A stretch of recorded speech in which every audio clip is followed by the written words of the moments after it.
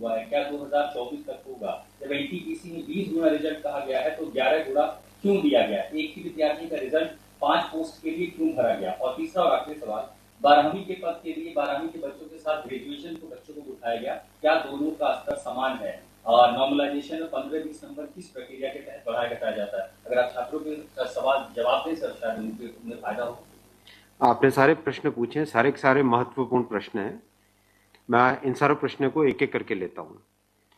सबसे पहले लेवल 1 में 2 स्टेज एग्जाम क्यों? 1,25,00,000 के आसपास स्टूडेंट्स ने अप्लाई किया है। इतनी बड़ी संख्या में देश भर में अगर रिक्रूटमेंट करना है तो आपको एक लेवल के एग्जाम से, सिंगल एग्जाम से करना बहुत मुश्किल है। फिर भी हम इसको री एग्जामिन करेंगे।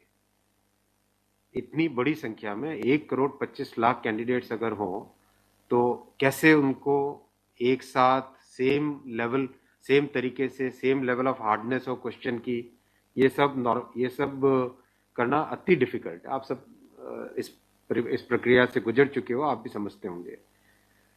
इसलिए इसके दो, एक प्रीलिम एग्जाम और उसके बाद में एक कंप्यूटर बेस्ड टेस्ट 2 इस तरह से करके किया गया। वो नोटिस में लिखा गया था कि अगर जरूरत पड़ी, अगर परिस्थिति हुई तो उसके 2 लेवल किए जाएंगे। पहला ये। दूसरा, आपका प्रश्न कि 10+2 में ग्रेजुएट्स को कैसे अलाउ करें। देखिए, किसी भी एग्जाम में मिनिमम क्वालिफिकेशन का स्टैंडर्ड होता है, मैक्सिमम क्वालिफिकेशन का नहीं होता है कभी भी। ये कानूनन कॉन्स्टिट्यूशनल व्यवस्था में हम लोग काम कर रहे हैं। कॉन्स्टिट्यूशनल व्यवस्था के हिसाब से हम मिनिमम प्रिस्क्राइब कर सकते हैं, मैक्सिमम प्रिस्क्राइब नहीं कर सकते। तो 10+2 के लिए जो क्वालिफिकेशन वाला स्केल है, उसमें अगर ग्रेजुएट बैठे हैं तो उसको रोकने का हमें कोई अधिकार नहीं है, किसी को कोई अधिकार नहीं है। अगर कोई नया इसके बारे में कोई नया न्यायपालिका की तरफ से कोई चीज आती तो अलग बात है, लेकिन हमारे पास कोई अधिकार नहीं है इसका। दूसरा विषय था ये। तीसरा विषय आपने रखा समय का। देखिए, शुरू में इसके लिए जो इस एग्जाम को कंडक्ट करने के लिए एप्लीकेशंस आई, दोनों के दोनों एग्जाम्स में 1 करोड़ से ज्यादा एप्लीकेशंस आई। 1 करोड़ से एप्लीकेशन ज्यादा आई तो जो एग्जामिनेशन कंडक्ट करने के लिए एजेंसी हमको हायर करनी थी, उसको हायर करने में टाइम लगा, 6 महीने से ज्यादा लगा। नेचुरली इतनी बड़ी संख्या में अगर एग्जाम करना है देश में तो अपने आप में वो एक बहुत बड़ा challenge. It's a Himalayan task, it's a huge task, it's a very very big challenging task. तो एजेंसी को सेलेक्ट किया गया। सेलेक्ट करते करते कोरोना आ गया। कोरोना के फेज में देरी हुई, लेकिन फिर भी डिस्पाइट कोरोना तुरंत दिसंबर 2020 में एग्जाम की प्रोसेस चालू हुई। एग्जाम की प्रोसेस चालू हुई और despite second wave of corona फिर भी एग्जाम किया गया with all the precautions, all the safety things करके इसको लाए। जो दूसरा वाला ग्रुप बी का एग्जाम है उसमें कैट में चले गए थे बच्चे, क्योंकि करीब 5 लाख के आसपास एप्लीकेशंस ऐसी थी जिसमें फोटोग्राफ प्रॉपरली मैच नहीं हो रहा था। तो नेचुरली अगर एप्लीकेशन में फोटोग्राफ मैच नहीं हो तो उसको आप एग्जाम में कैसे लोगे। तो वो विषय आया था। तो उस विषय के कारण लोग कैट में गए थे। एडमिनिस्ट्रेटिव ट्रिब्यूनल ने जैसे ही उसका समाधान किया, फैसला किया, उसके फैसले के तुरंत बाद में हम लोगों ने एग्जाम के प्रोसेस को आगे किया। कोई उसमें देरी नहीं की। और हमारा, देखिए, हमारी सरकार, प्रधानमंत्री श्री नरेंद्र मोदी जी का इंटेंट हमेशा है कि मैक्सिमाइज करना है रोजगार को। इसीलिए आप देखिए, इतनी बड़ी संख्या में, यानी रेलवे में 1,40,000 टोटल, 1,05,000 ग्रुप डी की कैटेगरी में, लेवल 1 की कैटेगरी में, और लेवल 2 से लेवल 6 की कैटेगरी में 35,000 कैंडिडेट्स वैकेंसीज। 1,40,000 की वैकेंसीज लाना कोई छोटी बात नहीं है, बहुत बड़ी बात है। फिर आपका चौथा पॉइंट आप देखिए, ज्यादा से ज्यादा कैंडिडेट्स को फर्स्ट स्टेज से सेकंड स्टेज में जाने का मौका मिले, इसके लिए 2015 तक हमेशा प्रिलिमिनरी एग्जाम जो होता था, फर्स्ट स्टेज होता था, उससे 10 गुना लिए जाते थे, केवल 10 गुना लिए जाते थे। 2015 के बाद में पहले ही संख्या बढ़ा के 15 गुना कर दी गई, जिससे कि ज्यादा से ज्यादा कैंडिडेट्स को मेन एग्जाम के लिए जाने का मौका मिले। और 2019 में इस संख्या को 20 गुना किया गया ताकि ज्यादा से ज्यादा लोगों को अवसर मिले। ज़्यादा से ज़्यादा लोग, क्योंकि फर्स्ट स्टेज जो प्रिलिमिनरी एग्ज़ाम इतना बड़ा नंबर है कि उस नंबर में हो सकता है कुछ बाय चांस उस दिन तबीयत ठीक नहीं हो, कोई दूसरा कारण हो, समय पे पहुंच नहीं पाए, कोई भी कारण से मिस कर गया, तो मैक्सिमम लोगों को हमें चांस देने का इंटेंट है। इसी इंटेंट के कारण 20 गुना किया गया। जो 10 गुना था 2015 से पहले, उसको 20 गुना किया गया 2019 में। तो ये प्रो स्टूडेंट्स, प्रो कैंडिडेट्स वाली अप्रोच है हमारी, और हमारी इंटेंट एकदम नेक नियति से काम कर रहे हैं, सच्चाई से काम कर रहे हैं। देखिए, कोई भी कहीं भी एक भी जगह से कहीं कोई पेपर लीक होने की बात नहीं है, कहीं पे कोई एग्जाम के मैनिपुलेशन की बात नहीं है।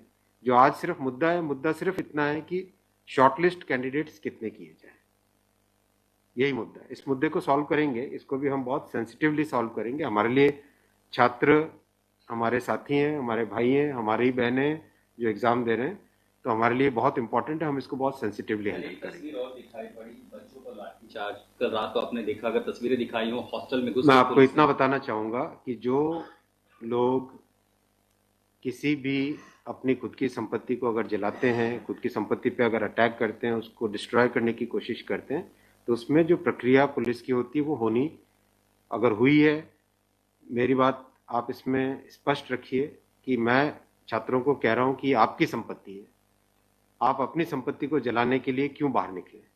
और हम आपकी बात को शुरू से सुन रहे हैं। जिस दिन आपने पहले पॉइंट रखा, उसी दिन हमने तुरंत इसका, जैसे ही दूसरे दिन ही मेरे नज़र में आ गई थी बात ये, और दूसरे दिन मैंने तुरंत सारा ये टेबल मंगवाया कि आप मुझे एग्जैक्ट बताओ हर एक लेवल पे क्या वैकेंसी है। और हर एक लेवल पे एग्जैक्ट, जैसे लेवल 2 पे 5663, उसकी जगह 1,13,000, कितने गुने? 20 गुने। लेवल 3 पे 4,940, उसके अगेंस्ट कितने शॉर्टलिस्टेड? 98,833, 20 गुने। तो जो नोटिस के अंदर प्रक्रिया एग्जैक्टली उसके हिसाब से किया है हर एक पे, level 2, level 3, level 4, level 5, level 6, हर एक पे एग्जैक्टली 20 टाइम्स किया गया है। इश्यू वो नहीं, इश्यू डुप्लीकेट, मतलब डुप्लीकेट नहीं, इश्यू यूनिक वाली बात आ गई। अब वो मुद्दा उनका है, क्योंकि इसलिए मुद्दा आ रहा है कि जिन लोगों ने तैयारी कर ली है उनको लगता है कि हमें एक बार और चांस मिल जाए, इसीलिए हम इसको बहुत सेंसिटिवली हैंडल करेंगे।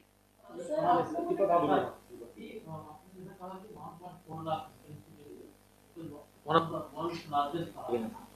As of now, how many of recruitment has happened, and by when all these things will be done? Because it was announced. यही तो रिक्रूटमेंट चल रहा है। देखो, इतना मैसिव, मैं आपको पूछूं कि वर्ल्ड का सबसे बड़ा एग्जाम कौन सा है? वर्ल्ड का अगर, या इंडिया का भी अगर बड़े एग्जाम्स देखें, तो बड़े एग्जाम्स में जेई बहुत बड़ा एग्जाम होता है, सिविल सर्विसेज बहुत बड़ा एग्जाम होता है, स्टाफ सिलेक्शन कमीशन का बहुत बड़ा एग्जाम। इन सब एग्जाम्स में एप्लीकेशंस की संख्या होती है 5 से 7 लाख, 8 लाख, 10 लाख। यहाँ 1 करोड़ एप्लीकेशंस है। आप ये तो देखिए ना कि कठिन कितना है। 1 करोड़ एप्लीकेशन, 1.25 करोड़ एप्लीकेशन, 1 करोड़ 25 लाख, 1 करोड़ 35 लाख, उसमें समय लगता है। But this is something government was aware in a country where there is so much of unemployment, and there will be vacancy like this. तो इसीलिए तो टाइम तो इतना लगेगा ही। अगर आपको इस एग्जाम को ढंग से करना है, इतना टाइम लगेगा, चाहे कोई करे। और उसके बाद भी आज देखा कि गया से आगजनी की तस्वीरें आ रही हैं। क्या ये कन्वे नहीं हो पा रहा है? कहाँ पर ये लैक ऑफ कम्युनिकेशन आपको लग रहा है, या मैटर पॉलिटिसाइज हो चुका है? नहीं, कुछ लोग इसका गलत फायदा उठा रहे हैं, और मैं उनसे भी निवेदन करूंगा कि छात्रों को भ्रमित न करें, कोई गलत इसका उपयोग न करें। ये छात्रों का मामला है, ये देश का मामला है, इसको हमें सेंसिटिवली हैंडल करना चाहिए, और इसमें हर तरीके से संवेदनशीलता के साथ इस मामले को लेना चाहिए। सर, कुछ छात्रों के ऊपर FIR भी दर्ज की है, कुछ पुलिस के स्टडी में भी अभी के समय में है, ऐसी खबरें आ रही हैं। आप खबरों की जांच करिए। देखो, जो पुलिस की प्रक्रिया है वो अलग चीज है। मैं अभी मुद्दा है, जो उस मुद्दे को कैसे सॉल्व करें उस पर सोचना चाहिए, हमें फॉरवर्ड लुकिंग होना पड़ेगा। जिन राज्यों में हिंसा की खबरें या फिर जो रेल रोकने का जो मूवमेंट चल रहा है, ट्रैक पे स्टूडेंट बैठे हैं, क्या उन राज्यों के मुख्यमंत्री से आपकी बात हुई है, और क्या कुछ आप लोग की संदर्भ में की? बिल्कुल, सब जगह लॉ एंड ऑर्डर स्टेट का जो रोल होता है, राज्यों के मुख्यमंत्रियों ने भी बहुत संवेदनशीलता के साथ काम किया है, और हम भी कॉन्स्टेंटली टच में हैं, कंटिन्यूसली टच में हैं। और जो आज कमेटी की बात भी सबके पास जा चुकी है ऑलरेडी, और मेरे ख्याल से ज़्यादातर जगह से स्टूडेंट्स ने इस विषय को स्वीकार भी किया है। और मैं अभी भी रिक्वेस्ट करूंगा एक बार फिर सारे स्टूडेंट बंधुओं को, छात्रों को, कैंडिडेट्स को कि आप प्लीज़ अपनी ग्रीवेंसेस को, अपने पॉइंट को, अपने कंसर्न को, अपने विषय को, अपने मुद्दे को फॉर्मली रखिए। हम इसको एकदम संवेदनशीलता के साथ टैकल करेंगे।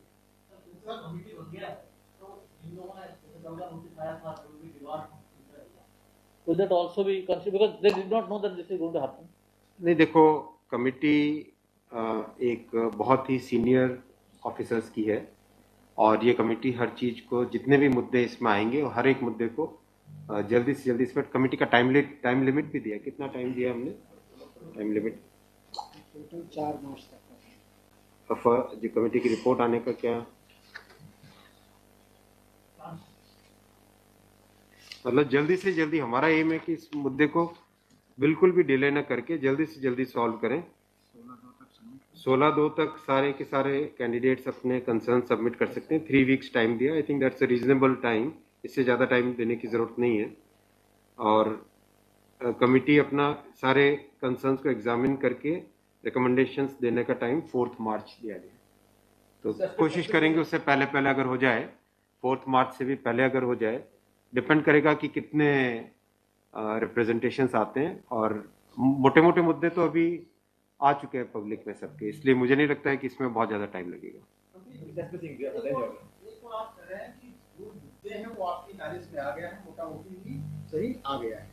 दूसरी ओर ये कि जो आपके पैरामीटर्स हैं उस पर सब कुछ सही तरीके से लिया गया है, उसी तरह से शॉर्ट लिस्ट किया गया है।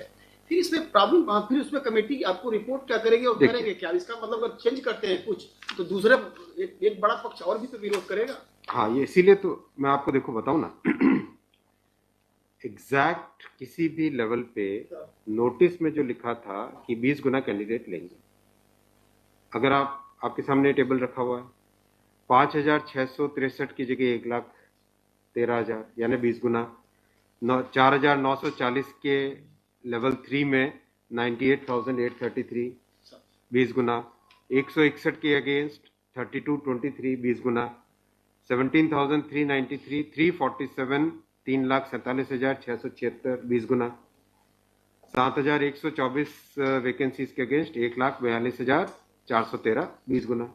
एग्जैक्ट 20 गुना है हर एक लेवल का। अब स्टूडेंट्स क्या कह रहे हैं कि जिन कैंडिडेट्स ने एक से ज्यादा लेवल में क्वालिफाई कर दिया है, राइट जी, उसके कारण सपोज मान लीजिए लेवल 3 में जो लेवल 5 का कैंडिडेट है वो भी क्वालिफाई हो गया है जी, तो वो लेवल 3 में कोई एक कैंडिडेट को जो क्वालिफाई नहीं हुआ है, उसे लगता है कि अगर उसको यूनिक के हिसाब से काउंट करते तो शायद उसको भी एक मौका मिल जाता मेन एग्जाम देने का। बराबर है, ये मुद्दा ही है। अब जो नोटिस इनवाइटिंग एग्जाम है, एग्जाम का जो नोटिफिकेशन होता है, उसकी एक सैंक्टिटी है, वो कोर्ट का मैटर है, वो लीगल मैटर हो जाता है। एग्जैक्टली उसके हिसाब से किया गया एग्जाम को उसी हिसाब से कंडक्ट किया गया, उसी हिसाब से शॉर्टलिस्टिंग की गई। अब जब ये मुद्दा आया है तो इस मुद्दे को सॉल्व करने के लिए कोई ना कोई तो तरीका निकालना पड़ेगा, राइट? तो आपका जो प्रश्न है, आपका प्रश्न वैलिड है कि क्यों ऐसा।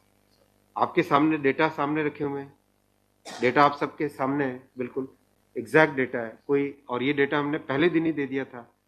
जो टर्म कंडीशंस ऑलरेडी जब पब्लिसाइज किया जाता है, कोई पोस्ट होती है तो उसके लिए टर्म कंडीशंस ऑलरेडी पहले से घोषित होता है, उसके आधार पर ही ये सब कुछ किया गया होगा। हाँ बिल्कुल। फिर एक कमेटी या आपको कुछ रास्ता आप नहीं दिख रहा है क्या? ये जो कमेटी रिपोर्ट देगी क्या उसके अगेंस्ट देगी जो आपके टर्म कंडीशंस पहले वाले थे?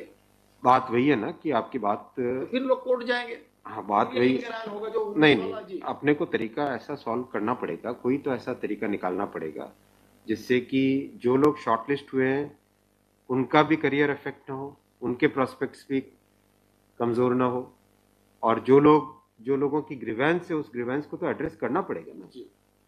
छात्रों का मुद्दा है और लोगों ने अगर ग्रीवेंस रेज की है तो हमारी ड्यूटी है कि उसको हमें एड्रेस तो करना पड़ेगा ना। लेकिन आप देख रहे हैं आपके सामने ये टेबल है, एग्जैक्ट हर एक लेवल पे 20 टाइम्स है एग्जैक्ट।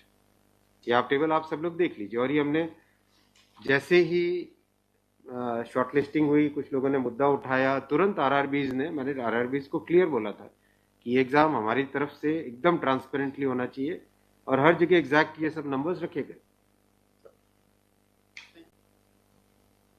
एक सवाल अगर आपके धन्यवाद। ठीक है, थैंक यू सो मच।